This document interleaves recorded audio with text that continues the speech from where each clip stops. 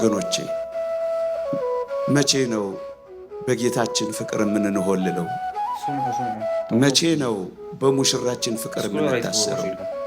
መቼ ነው ከዓለም ፍቅር በላይ የእግዚአብሔር ፍቅር በልጦብን ዓለምን ቀለል አድርገን ማየት የምንችለው? መቼ ነው? መስማት የተሳነው ልባችን አሁን ይከፈታል ለእግዚአብሔር።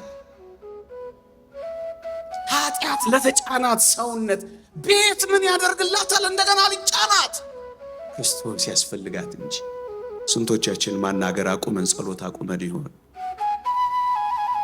ስንቶቻችን ከዕለታት አንድ ቀን እንጂ በቁም ነገር የእግዚአብሔርን ቃል መስማት ትተን ይሆን?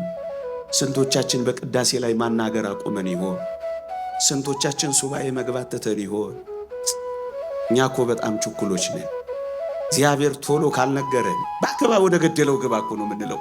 ሁሉም ነገር ቶሎ ወደ ገደለው እንዲገባ ስለምንፈልግ ብዙዎቻችን ገደል እየገባን፣ ባንዴ ጸሎቴ ካልተሰማ፣ ባንዴ ኃጢአቴ ካልተወገደ፣ ባንዴ እንደው ክንፍ ካላወጣው፣ ባንዴ ማይበሉ ጸጥ ካላለ፣ ባንዴ ሁሉ ነገር ካልተስተካከለ፣ ባንዴ ስዕለቴ ካልተሰማ፣ ባንዴ